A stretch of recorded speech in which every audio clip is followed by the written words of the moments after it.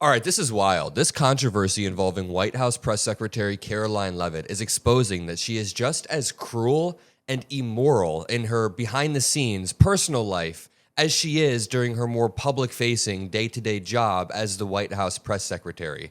Karoline Leavitt stands in front of the camera for 30 minutes every single weekday, carpet-bombing our information landscape with lies, muddying the waters about Trump's worst instincts and his worst moves, and oftentimes saying cruel things about people who are already experiencing hard situations. I mean, in this clip right here, she's asked about Kilmar Armando Abrego Garcia, who was sent to El Salvador into a super prison that he was never going to get out of, and then returned to the United States because they found out that he was sent there illegally. Like, the Supreme Court itself was like, dude, you guys can't just be deporting people with no due process like this. So Kilmar was brought back to the United States, and now a federal judge said ICE has to release him from custody because they had him in custody for no real reason, and Karoline Leavitt continues to muddy the water. I'll play this clip in 1 second, but I'm relating this to the fact that Karoline Leavitt's own step family member, I mean, the mom of Karoline Leavitt's nephew, was detained by ICE in a similarly arbitrary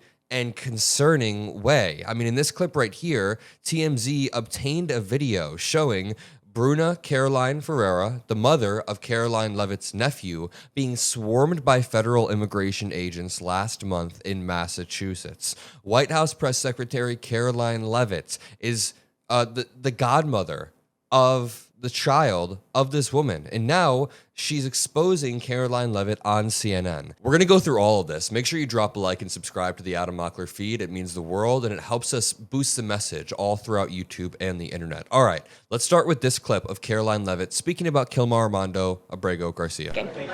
Joey. Yeah, thanks, Caroline. A federal judge today ordered the immediate release of Kilmar Abrego Garcia from ICE detention. Does White House have a response to that, and does the administration plan to appeal that decision? Absolutely. The White House, the administration, opposed this activism from a judge who is really acting as a judicial activist, which we've unfortunately seen in many cases across the country. Abrego Garcia is present in our country illegally. He is a proven human trafficker. He is a proven gang member. The administration has evidence of that. Bro, Kilmar Armando Abrego Garcia should sue this administration for defamation, because how are they just calling him a quote-unquote proven gang member? Like, as a commentator on YouTube, I even have to use the word allegedly when I'm talking about cases, yet Karoline Leavitt can talk about somebody who is not really in a position of power, as she's in a position of power, and call him things that have not been proven in any court, by the way. No court has proven this. That's why Kilmar was brought back to the United States. That's why he was released from detention, because no court has proven any of this. And this just brings me back to this story. That's why I find it so damn concerning that Karoline Leavitt's, the mom of Karoline Leavitt's nephew, was arbitrarily detained in this weird way and then let go. And I just want you to hear from her. The mother of Karoline Leavitt's nephew speaks out after ICE arrest on Aaron Burnett's show. There's a few clips we can go through, but just keep in mind, if Karoline's willing to lie about this, about Kilmar Armando Abrego Garcia, lie about these previous cases day in and day out, then something about this case is fishy as well. Give me some answers. Have you had a chance to talk to Karoline Leavitt? No. I mean, what would you say to her? I guess I'm still stunned by the fact that you chose her to be your son's godmother, right? Over I mean, my you sister. had it over your own sister. Over my sister. And now all of this is happening. I mean, what do you have to say to her? I think what I would have to say to Karoline is, just because you went to a Catholic school doesn't make you a good Catholic. You know, you're a mother. You are a mother now, and you should know. How would you feel if you were in my shoes? You know, how would you feel if somebody did this to you? Because at the end of the day, nobody's above the law. You know, it could happen to anybody. So I can't wrap my mind around it. And hopefully there's a logical explanation for all of this. I mean, this is just a picture of you. Obviously, we blurred your son's face out, but it's you and Karoline.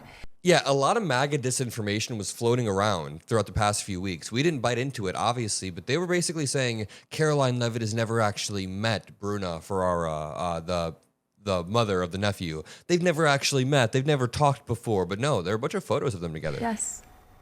Little pool party. Yes, I mean. In Atkinson, yes. Yeah.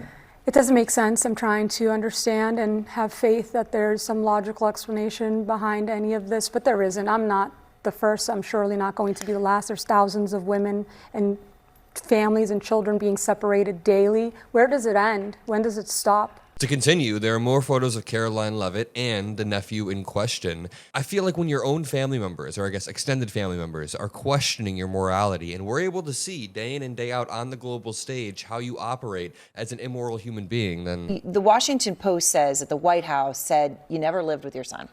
They were clearly portraying you as an absentee parent. Why?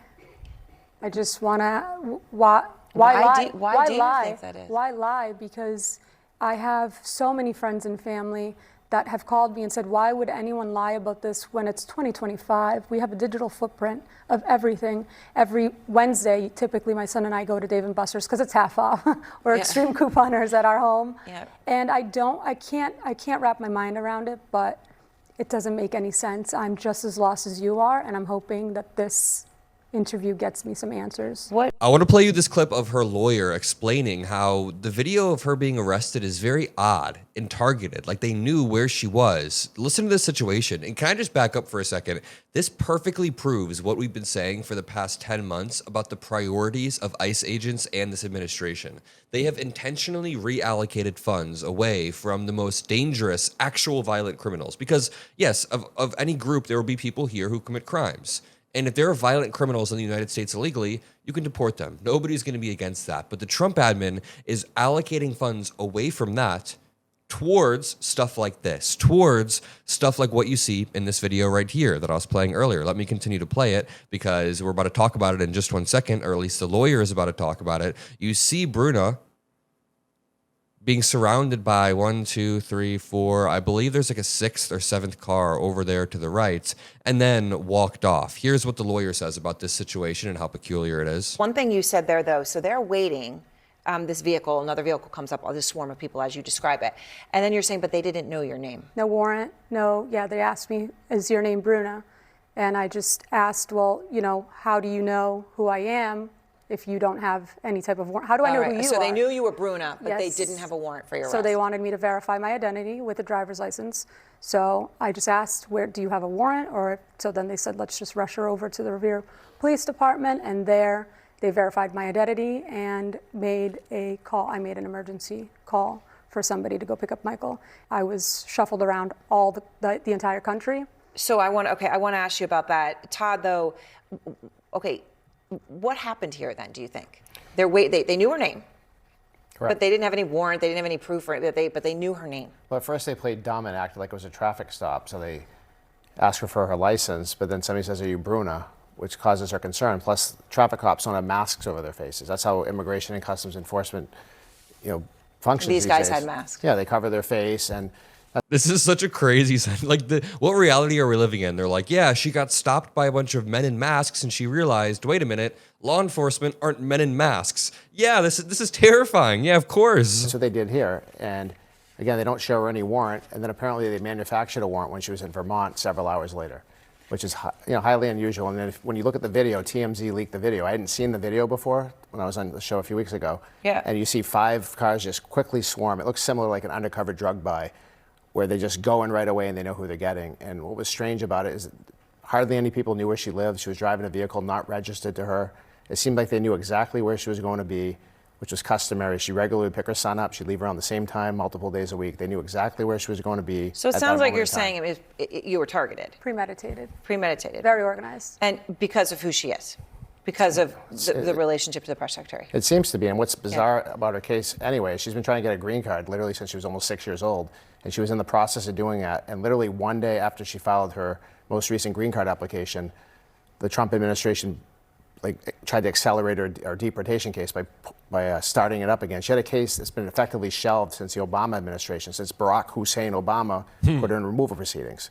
And it was just basically paused so that she could try to get her green card. She had DACA over a course of years, and she was just merely waiting her turn. May 5th, she had her final hearing. but they accelerated the process. Again, it entirely proves the point about where our resources are being allocated on a day-to-day basis. It's towards a mother who was like dropping her son off at school or Dave & Buster's a day after she submitted an application for a green card or was doing the next step to get her green card. I mean, the process takes a while, and if you're being hoodwinked and pulled off the street during the process, and you have no incentive to follow the actual process. The mother of Karoline Leavitt's nephew accused the Trump admin of straight up lying about the circumstances of her arrest by ICE. Bruna even gets asked if the Trump admin is keeping them from seeing their child. Not in the end. So are they preventing you from seeing your child, or is that you and your husband working that out, or how does that work from here? I tried to see Michael. However, they put me on a GPS monitor, unlawfully, may I add.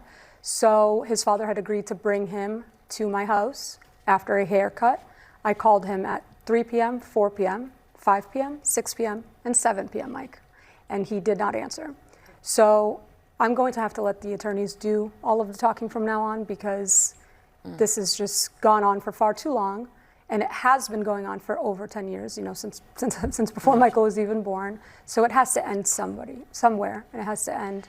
Well, it's excruciating, and it can only imagine as a mother excruciating what you're enduring.